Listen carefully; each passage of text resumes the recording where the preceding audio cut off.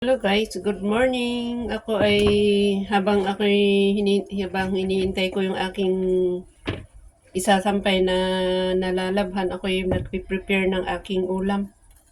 Itong isang ampalaya, hatiin ko to. Kasi medyo pag pinaghalo-halo kasi masyadong marami. So ayan. Ganito ako mag-prepare ng aking ulam. Wala man akong masyadong maraming alam sa luto natin. Yung kung ano lang ang alam kong luto, yun lang. Ayan. Tatanggalin daw yan. Totoo ba na mapait yung yung ito dito sa sa gitna. Kaya kailangan daw tanggalin masyado yung ganyan. Yun ang naririnig ko sa napapanood ko din minsan. Pero hindi ko alam. Kaya tanggalin na lang para hindi pagsisihan. Baka masyadong mapait, edi kuwan. Masyado sayang kung hindi ma-enjoy yung lasa nun. Tapos itong sitaw, dalawa lang kasi ang haba-haba. Oh, parang 1 meter ata. Ay, ano ba? Oo, parang kalahati ng, isang ng kamay ko. 1 meter kaya to, ewan ko. Basta mahaba. Yung ginagawa ko dito sa aking okra, minsan pag sinipag ako, tinatanggal ko yung dito, yung sa gitna, yung seed. Yan. Kasi minsan istorbo sa pagnguya. Hindi naman pwedeng basta lunukin yung ganito. Ako kasi nginunguya ko isa-isa. Pero ngayon, tanggalin ko para ito lang ang matira, yung niya. Yung basta tanggalin ko yung buto niya. Yan.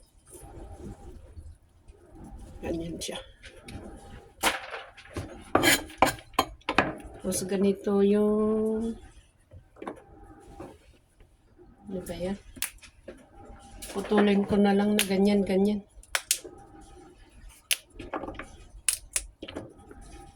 Hindi na kutsi-kutsilyuhin pa. Yan.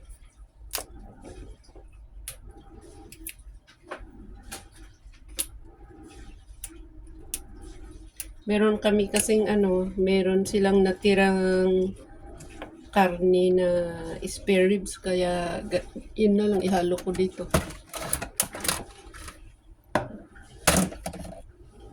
Ganyan kadami So pag pinaghalo-halo, siguro isang busog na yun, isang busugan. Na ganyan ko siya. Ayan.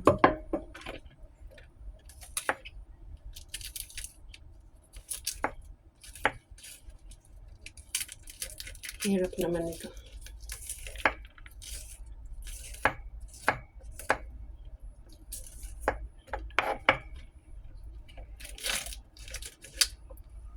Pero pag yung maliliit, okay lang na hindi ko tatanggalin. Malalaki kasi ito.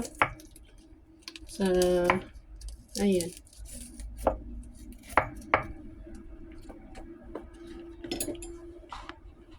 Dami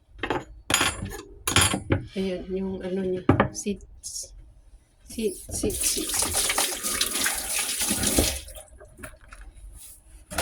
Separate ko kasi hindi ko sabay-sabay silang ilagay sa lutuan. So, ito ang pinakahuli kong ilalagay. Kasi ayokong ma-overcook. Ay nako. Tapon.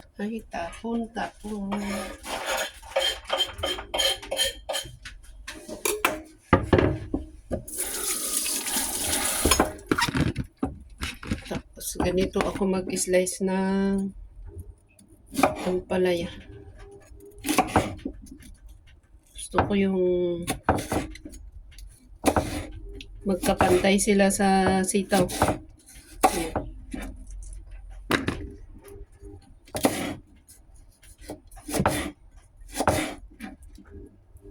para uniform.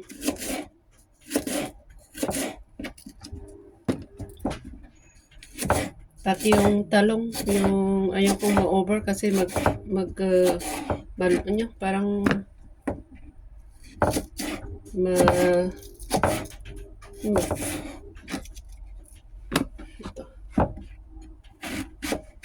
Ito ako mag-slice ng talong.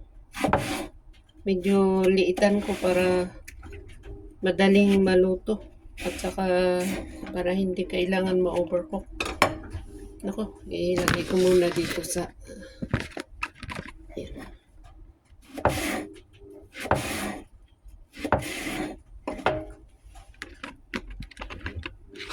Tapos itong kalabasa, mas liitan ko pa para madali silang maluto.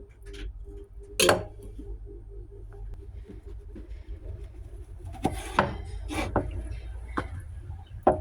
Hindi naman ito madudurog. Maganda yung hindi durog. Okay, ano ba yan?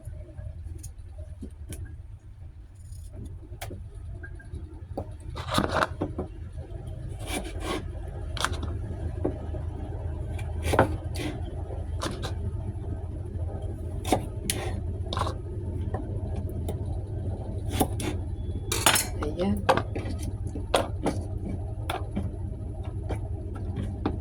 Ganyan. Kaliliit.